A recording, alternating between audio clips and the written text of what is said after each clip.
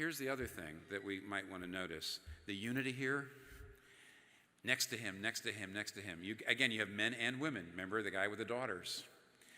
You've got ruling class and you've got working class. If the commentators will go into all these names and explain who they are.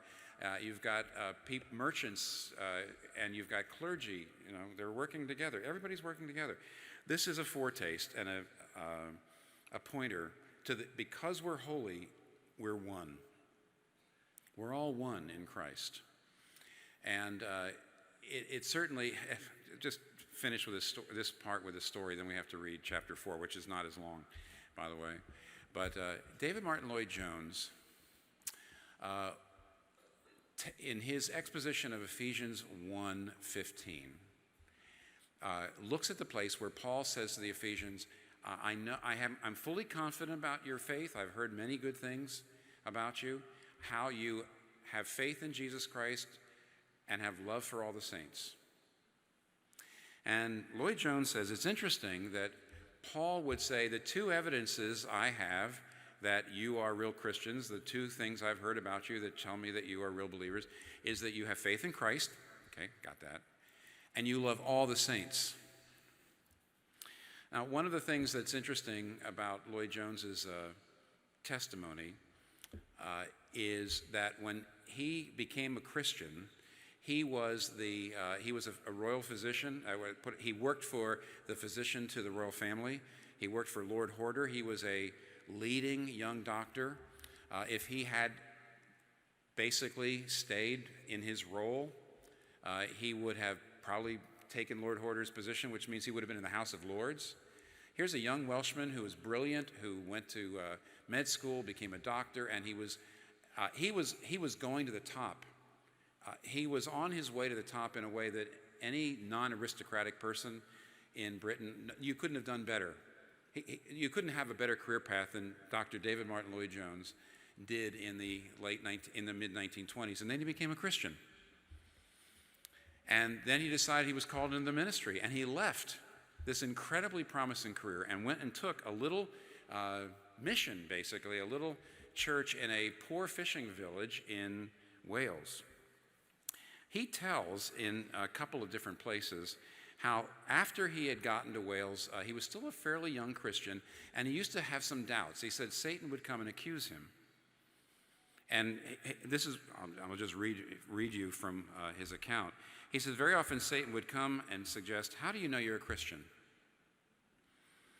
And he wouldn't know what to say. And then one day, after he had spent some time in Wales and spent time as a pastor in this little village, one day he turned around and he says, I want to know, Satan, why would I rather talk about Jesus with the humblest fisherwoman in Wales? Why would I love doing that more than I love talking about medicine with my peers and with other men who have gone to the same schools as me and are of the same social class? And he said once he began saying that to Satan, Satan didn't know what to say and left him alone. Now here's the reason why this might not hit you the way, because we're Americans, most of us. I guess we have these other countries available here, but please keep this in mind.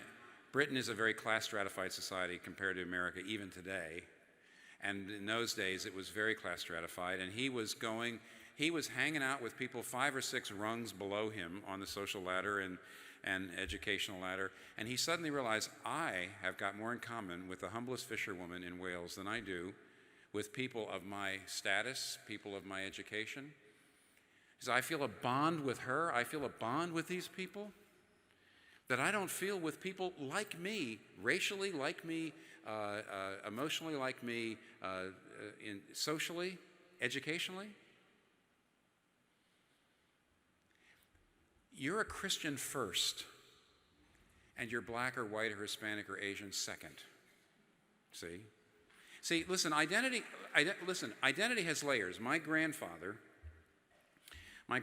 was an Italian immigrant, my mother's father. And I never met him. He died before I was born. But my understanding was because he was in America and he was Italian, he was quite proud of being Italian. He loved being Italian.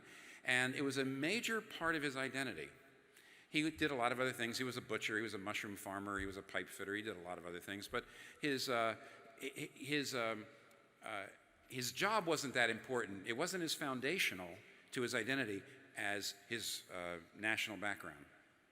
But his children, for example, my mother, who went to nurses' school, she was raised here, and she went to nurses' school and was quite, in a very warranted way, quite proud of being a nurse, being a professional, that her being a professional, trained nurse was much more important to her identity than her Italianness. Her Italianness wasn't as far down. In other words, what happened was you've got layers to your identity, and you've got some things that are down here closer to the foundation, and some things that are there. It's part of it. Yes, of course I'm Italian, but it's not as important as the fact that I'm a lawyer or I'm a doctor or something like that. Now, when you become a Christian, your experience of grace, your conviction of sin, goes all the way to the bottom. At the bottom of every single person's heart, there is an uttermost foundation. You know that place where, in the beginning of the Lord of the Rings movies, where Gandalf's on the Balrog and they're going down this incredible, into this incredible chasm, down, so far down into the depths of the earth. The name of that episode, it comes from Tolkien's own terminology, is the uttermost foundations of stone. The uttermost foundations of stone is the bedrock, the bottom. You can't go any farther. This is the uttermost foundation. Everybody's heart has got an uttermost foundation of stone. And when you become a Christian, Christ goes there.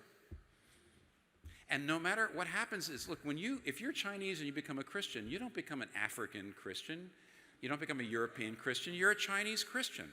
But your Christianity goes underneath your Chineseness. It goes underneath your Italianness. It goes underneath your being a nurse or being a lawyer or anything else. It goes underneath being an abused child. It goes underneath anything. It goes to the uttermost foundations of stone.